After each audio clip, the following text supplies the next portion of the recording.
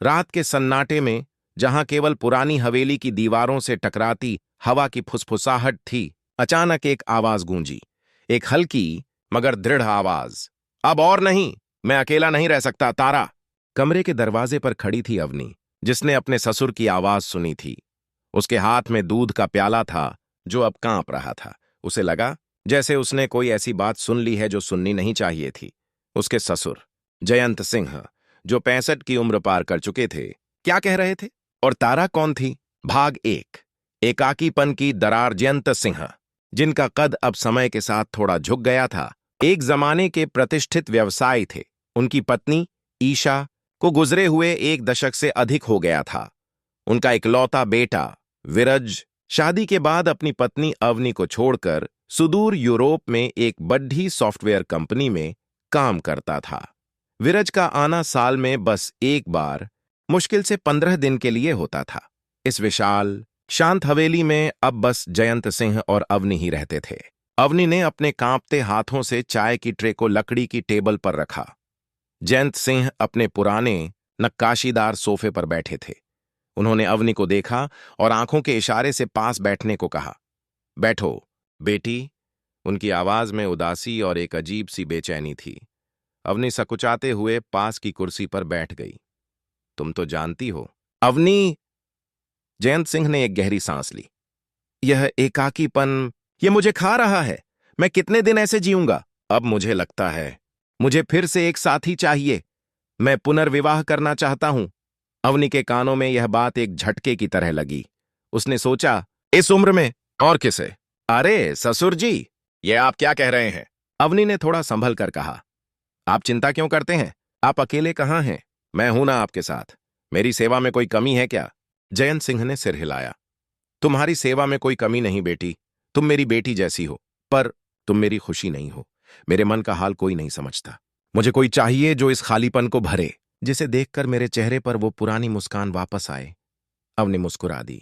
उसे लगा यह तो वही बात कह रहे हैं जो वह खुद महसूस करती थी। ससुर जी, मैं समझती हूं। विरज को गए इतना वक्त हो गया। वह साल में एक बार आता है। मुझे भी तो यह हवेली काटने को दौड़ती है। मैं भी खुद को अकेला महसूस करती हूं। यह बात कहते हुए अवनी की आंखों में एक अजीब सी चमक आई, जिसे जयंत सिंह ने पकड़ डीडीडीएच लिया। उन्होंने दोनों ने एक दूसरे की आंखों में देखा। उनके बीच एक अनकहा सा पुल बन गया। चलो थोड़ा आराम करते हैं। जयंत सिंह उठे और अपने बेडरूम की ओर इशारा किया। अवनी बिना कुछ कहे उनके पीछे चल दी। बेडरूम में वे पलंग पर अगल बगल बैठ गए। देखो अवनी, जयंत सिंह ने धीरे से कहना शुरू किया, मैं अब पहले जैसा नहीं रहा। जब ईशा थी तब अलग बात थी। हम दोनों एक दूसरे की खुशी का ख्याल रखते थे, पर अब कोई बात नहीं। ससुर जी, अवनी ने उन्हें बीच में ही टोक दिया, आप अभी भी जवान लगते हैं। थोड़ा रुकिए, मैं आपके लिए कुछ शक्ति का इंतजाम करती हूं। अवनी तुरंत बेडरूम से निकली और किचन की ओर भागी। उसकी चाल में तेजी थी और आंखों में एक दृढ़ संकल्प। उसने जल्दी से एक प्याला दूध गर्म किया, फिर अपने पर्स से एक छोटी गोपनीय शीशी निकाली। उसमें एक सफेद चूर्ण था। उसने सावधानी से वह चूर्ण दूध में मिलाया और चम्मच से घोल दिया। यह एक विशेष प्रकार की आयुर्वेदिक आयुर्दीपक बूटी थी, जो पुरानी थकान को मिटाने के लिए मशहूर थी। वह वापस बेडरूम में आई। जयंत सिंह दूध का प्याला देखकर चौंक गए। यह क्या लाई हो बेटी? इसे पी लूंगा तो क्या फिर से जवानी लौट आएगी? अवनी की मुस्कान रहस्यमयी थी। आपने सही कहा ससुर जी, इसे पीजिए। इसे पीने के बाद आप खुद में बदलाव महसूस करेंगे। आपकी पुरानी ऊर्जा, आपकी जवानी सब लौट आएगी। कैसी दवा मिलाई है इसमें? जयंत सिंह ने उत्सुकता से पूछा। पहले पीजिए तो, अवनी ने प्यार से आग्रह किया, फिर इसका असर देखिएगा। जयंत सिंह ने बिना देर किए झट से पूरा दूध पी लिया। उन्हें कुछ अजीब सा मीठा सा स्वाद महसूस हुआ। असर शुरू होने से पहले ही अवनी के फोन की घंटी बजी। स्क्रीन पर विरज का नाम चमक रहा था। नमस्ते स्वामी। अवनी ने दरवाजे से बाहर निकलकर फुसफुसाते हुए बात करना शुरू किया। अवनी, खुशखबरी, मैं 2 दिन में घर पहुंच रहा हूं। विरज की आवाज में उत्साह था। अवनी हक्की बक्की रह गई। अचानक? आप तो साल में एक बार आते हैं। हां, यहां ऑफिस 2 महीने के लिए बंद हो गया है। मैं सरप्राइज देना चाहता था, पर सोचा बता दूं। तभी बेडरूम के अंदर से जयंत सिंह की आवाज आई, थोड़ी ऊंची, थोड़ी उत्तेजित। अवनी, कहाँ हो तुम? जल्दी आओ, मुझे कुछ अजीब सा लग रहा है। लगता है असर हो रहा है। विरज ने सुना। यह पिताजी की आवाज कैसी है? क्या हुआ उन्हें? कुछ नहीं स्वामी, अवनी ने जल्दी से कहा। आपके पिताजी ही मुझे बुला रहे हैं। वह थोड़े थके हुए हैं, मैं देखती हूं। अवनी ने जल्दी से कॉल काटा और बेडरूम में दाखिल हुई। उसने देखा कि जयंत सिंह अब सोफे से उठकर पलंग पर बड़े आराम से करवट लेकर गहरी नींद में सो रहे थे। आयुर्दीपक ने अपना काम कर दिया था। उसने शायद थकान दूर करने के बजाय गहरी नींद ला दी थी। शाम ढल चुकी थी। अवनी ने रात का खाना बनाया और फिर खुद भी अगले दिन आने वाले विरज के बारे में सोचते हुए सोने चली गई।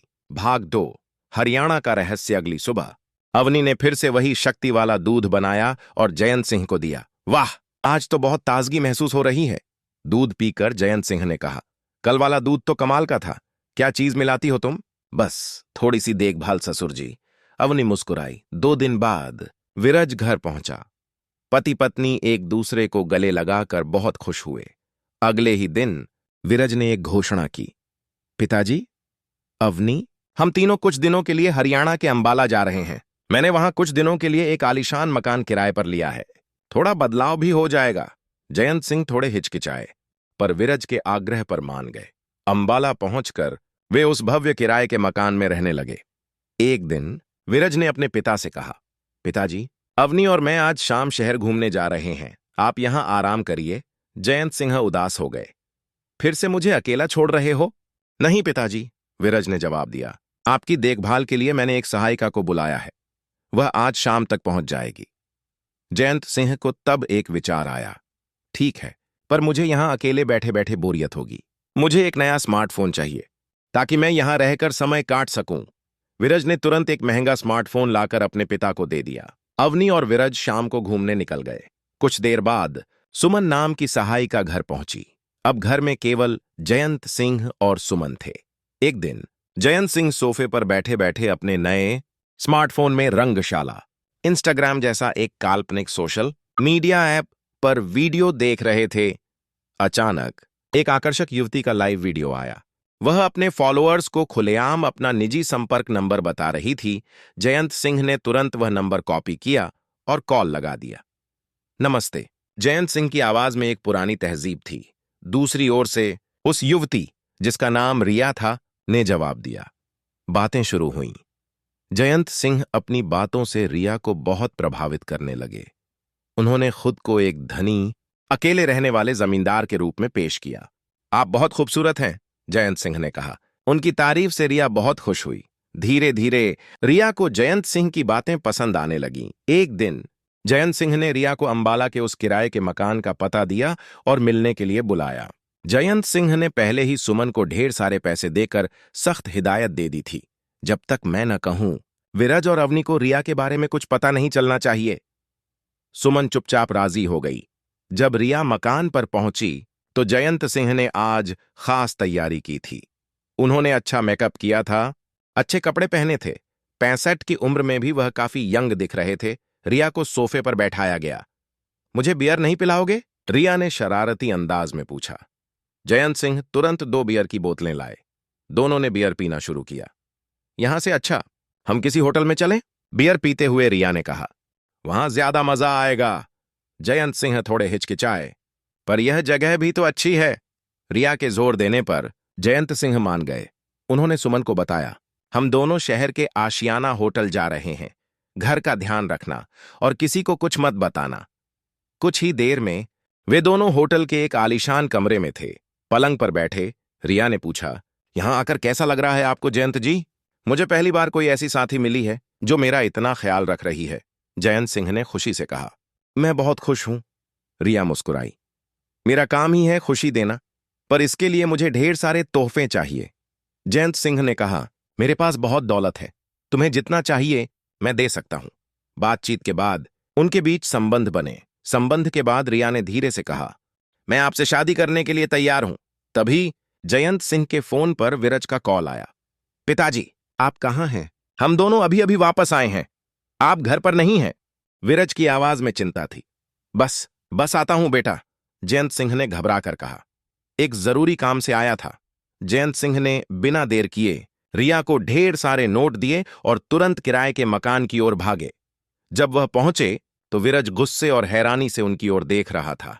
पिताजी, इतनी उम्र में आप क्या कर रहे थे? शादी की बातें? यह सब क्या है? विरज का गुस्सा फूट पड़ा। जयंत सिंह चुपचाप सिर झुकाए खड़े रहे। विरज ने बिना कुछ कहे तुरंत ही अंबाला से वापसी का प्रबंध किया। वापस आने के बाद विरज ने सख्त फैसला लिया। पिताजी, हम विदेश जा रहे हैं, लेकिन आप नहीं। मैं आपके लिए एक नई अनुभवी सहायिका रख रहा हूं जो 24 घंटे आपका ध्यान रखेगी। जयंत सिंह को अपने घर में ही अकेले रहने के लिए छोड़ दिया गया।